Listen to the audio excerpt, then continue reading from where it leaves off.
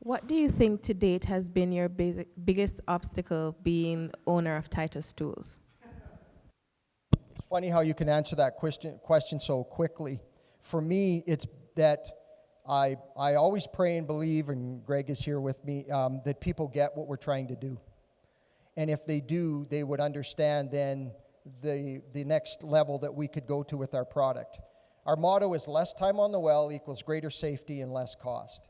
So our job, as we sleep like kittens every night, I tell everybody that, is we're creating something that is easy. I was talking to Jerry about this as well, that is easy for us to learn, that keeps it safe, makes it less time on the well, and equals greater safety and causes that customer to be less expensive on that well. And when you're dealing with, say you were standing beside the Walmart store and you had your own regular store, that Walmart is very loud. And that is probably going to resonate across the city greater than your loudness. But in true sincerity, you know your product has got more merit on some of those levels than they do. And that has been my obstacle along the way. We just finally here after it was 2008, I think, 2009. We have several patents, which we didn't get into, but that's something else that we've created, and we've managed to get several patents. And just here, it took us with one company 10 years to finally penetrate what our culture was to what they were doing. And now every single well, they're putting one of our tools in. It's just been amazing. But it took us that long for them to finally understand. And now that they're doing it, you wouldn't be able to pull that stuff away from them because they see what it's doing for them on their wells. That's a good thing. So that's probably been the biggest obstacle, is just getting people to get what you're trying to lay down. You know, when they say, are you picking up what I'm laying down? That's my lingo, but that's really what that's probably been my biggest obstacle at Titus. You've given two examples tonight of where you made a fairly drastic decision to change your course. The first is when you decided to give Titus tools back to your partners because things weren't going the way that you had planned. And the second was the coil tubing example where you decided you're outside of your wheelhouse.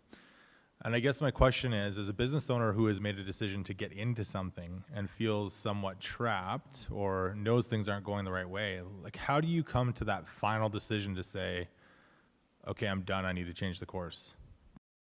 This is something I've said to several people that are in business. If you're in business because you're telling everybody that you're in business, and you're not making as much on something that you could be doing a normal paying job, but you're passionate about it, that's probably not a good excuse. That's just me talking from my heart of what I've seen. If people say, well, I'm in business, and then everybody goes like, I'm Tata and I'm a bag of chips and a Pepsi. When they're struggling with that situation and their wheelhouse is working for somebody that is better in business, that might be your answer.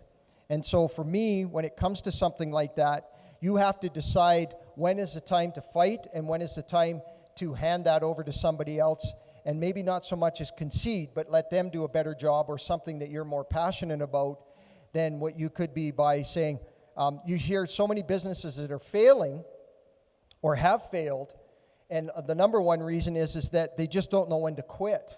And it's not about what Coreen was saying about quitting. You have to decide when is the right time and the right place to say, am I doing this for the right reason? Am I doing this because of what I'm seeing happen? And I am tremendously thankful for some great people that we have that take care of our financial side. And you find that, and Dale and Greg would both attest to this, is that these people are in business and they wouldn't know what a balance sheet looked like them if they stared them in the face, or what their receivables and payables were. And I'm not anything on that stuff, but I'm smart enough to know to keep those people close to me. And what happens is people are in there and they drop the stuff off at Dale's agency in a shoebox and go, yep, we're in business, and have no clue what their accounts receivable and payable and those things are. You need to be educated on those things and then decide from there, and I'm giving you a long answer, Eric, of knowing that there's times when maybe you shouldn't be doing that. And we knew with Conquest that it was sometimes when you're making so darn good much money, you can get through all of those things somehow.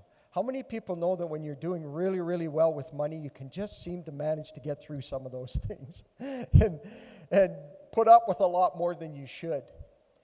For me, it kind of got right in the middle of all of that. And so part of that is just saying, it's just time for us to get better at what we're doing and let that part of it go. And I hope I'm answering that question right, but that's just something to say, are you doing this for the right reasons, and are you good enough to stay in a maintained business? Here's a real great plug. Mike Heyer, which Greg and I both know and we both worked for many years. Has anybody heard of Trinidad Drilling? Trinidad Drilling at one time was worth over $1 billion. Mike is he's done all kinds of stuff, and I mean, I could sit here and listen to seminars on what he's gone through. And he said, that's funny, Tracy. Joey's only downtown Calgary, we're having lunch, and he says, all of these people that are out there selling all these books on how to make $1 million, and they're selling them like hotcakes. He says, I want to buy the books of people that are telling me how to keep it. Which is the truth. We have so many people out there that tell you how to make $1 million, and that's great. We've got millions of people out in the world that have made $1 million, but how many have kept it? And so those are some of the things in business, is that we're still here, and we're still doing what we're doing, and we're chugging away at it. And it's 21 years this year that we've had Titus, and we're still here, and we're doing other things. And so it's the maintainability of that, if that's a word to use, is saying we're still here and still making money doing what we're doing. And let me tell you something else that nobody's asking that question. If you think it's all about just business, you need to, and I'm going to share this for one more moment, you need to, as business partners, especially with your wife, we call it Wednesday night date and destiny night. John and Shannon are over there, some friends of ours as well.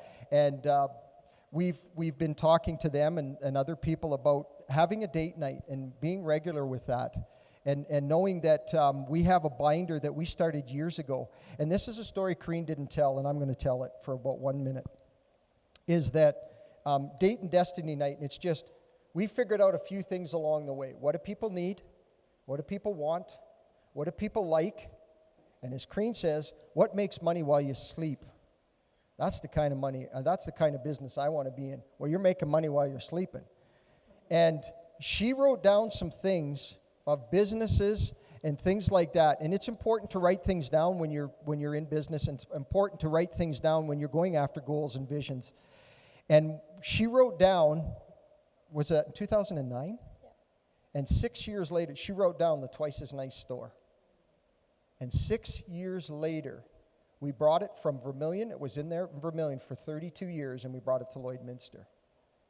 Don't let me kid you that writing stuff down and regularly and deliberately having a date and destiny night with your spouse or your partner regularly, and thinking about things that you could be doing to help or increase your business, or things that you can or shouldn't be doing in your business.